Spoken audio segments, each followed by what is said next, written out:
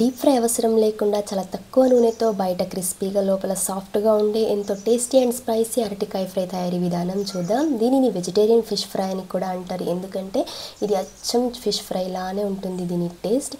రండి దీని తయారీ విధానం చూసేద్దాం. అంతకన్నా ముందుగా మీరు మన ఛానల్ని సబ్స్క్రైబ్ చేయకుండా చూస్తున్నారా అయితే వెంటనే సబ్స్క్రైబ్ చేసుకొని పక్కనే ఉన్న బెల్ ఐకాన్ క్లిక్ చేయండి. ఈ అరటికాయ ఫ్రైకి కావాల్సిన పదార్థాలు: 2 అరటికాయలు, 2 టీ స్పూన్ల కారం, 2 టీ స్పూన్ల ధనియాల పొడి, రుచికి సరిపడా ఉప్పు, 1/2 టీ స్పూన్ పసుపు, తాలింపు గింజలు, మినపప్పు, ఆవాలు, జీలకర్ర, 1/2 టీ స్పూన్ మిరియాల పొడి.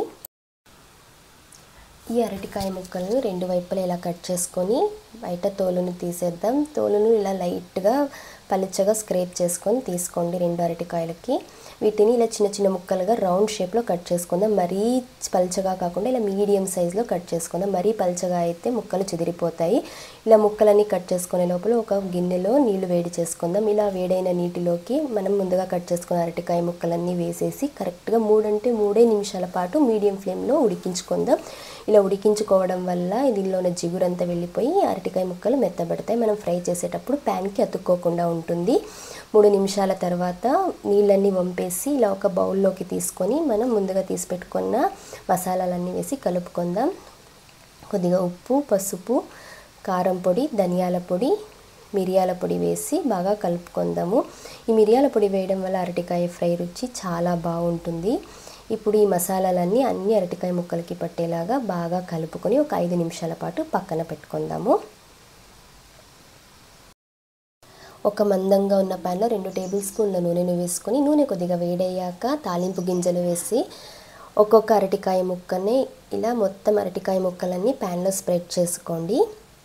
అరటికాయ ముక్క ఒకవైపు పూర్తిగా ఫ్రై అయ్యాక మాత్రమే మరోవైపుకి టర్న్ చేసుకోవాలి, లేకపోతే ముక్కలు చెదిరిపోతాయి. ఇలా ఒక 2 నిమిషాల తర్వాత ఒకవైపు ఫ్రై అయి ఉంటుంది. దీన్ని ఇప్పుడు మరోవైపుకి తిప్పుకోండి. ఇలా ఒక 10 నిమిషాల పాటు మధ్య మధ్యలో కలుపుకుంటూ ఫ్రై చేసుకుంటే మన అరటికాయ ఫ్రై తయారవుతుంది. ఈ అరటికాయ ఫ్రై పప్పు, సాంబార్, పెరుగన్నం, లెమన్ రైస్లోకి చాలా బాగుంటుంది. ఇలా ముక్కలని 2 వైపులా బాగా ఫ్రై అయిన తర్వాత చివరిగా కొద్దిగా కరివేపాకును వేసుకొని మరొకసారి కలుపుకుంటే ఎంతో టేస్టీగా క్రిస్పీగా ఉండి తిన్న కొద్ది తినాలనిపించే అరటికాయ ఫ్రై తయారైంది.